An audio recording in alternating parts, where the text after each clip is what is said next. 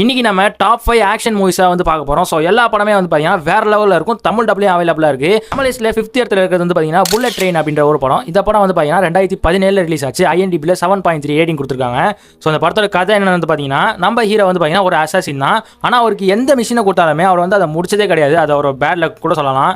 So அப்படி இருக்க டைமில் ஒரு டெட்லியான ஒரு மிஷனில் அவர் வந்து மாட்டிக்கிட்டாரு. அது என்ன மிஷின் அப்படின்னு பார்த்தீங்கன்னா ஒரு ட்ரெயினுக்குள்ளே வந்து பார்த்தீங்கன்னா ஒரு அசால்ட் வந்து பண்ணணும்.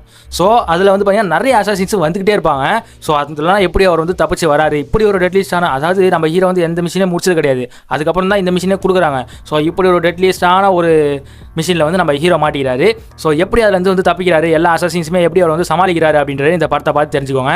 ஸோ படம் தமிழ் டப்ல அவைலபிளாக இருக்குது. நம்ம லிஸ்ட்டில் 4th பிளேஸில் இருக்கிறது வந்து பார்த்தீங்கன்னா எக்ஸ்ட்ராக்ஷன் அப்படின்னு சொல்லி 2020 ரிலீஸ் ஆன படம். இந்த படத்துக்கு IMDbல 6.8 ரேட்டிங் கொடுத்துருக்காங்க. ஸோ இந்த படத்தோட கதை என்ன, ஃபர்ஸ்ட் பிளேஸ் தெரிஞ்சுக்கணும் அப்படின்னா ஃபுல் வீடியோக்கான லிங்கை கீழே டிஸ்கிரிப்ஷன்லையோ இல்லை இன்ஸ்டாகிராம்னா பயோலையோ ஆட் பண்ணியிருக்கேன், செக் பண்ணி பாருங்கள்.